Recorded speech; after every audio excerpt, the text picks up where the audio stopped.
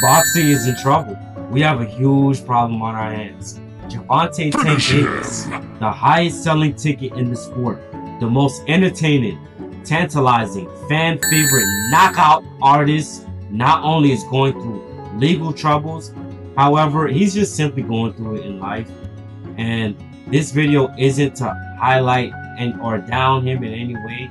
However, it's just to point out a little deeper into the whole Gervonta Tank Davis situation and his inactivity in the sport and the comeback that we know that he's gonna have, because he is a great fighter and he's gonna provide sparks in the ring. But just the whole Gervonta Tank Davis situation.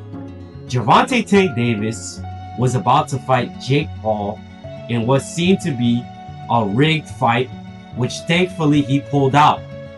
He called out that he peeped that it was rigged and he seen like what was going on and he pulled out. It's clear as day that the market simply isn't giving what he's looking for in terms of payday, which is probably why we got this inactivity.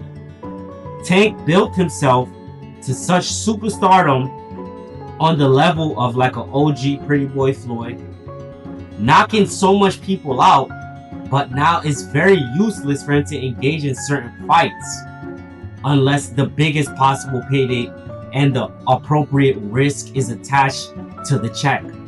That's the Floyd way, the smart way.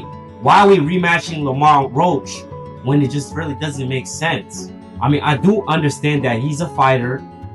We all know he's not scared of Lamar Roach. And that's another thing. He should have knocked Lamar Roach out. This is not Tank. Tank wasn't tanking, honestly. I'm gonna be honest with you. We're just gonna keep this in the most casual boxing terms as possible. Tank was not tanking. So, Tank is clearly just going through mental or life problems, which we all go through. You understand? But this is just showing that boxing is in huge trouble.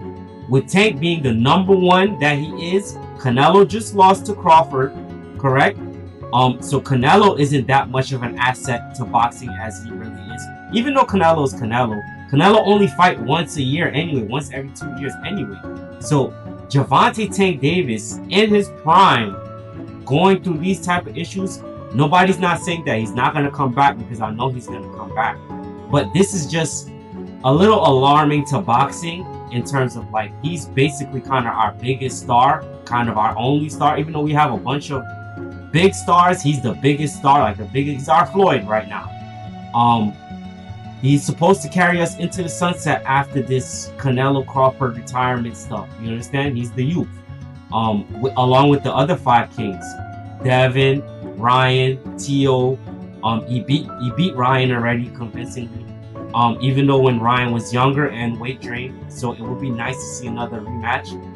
We have a lot of fire to work with, but I would say that boxing is in trouble right now.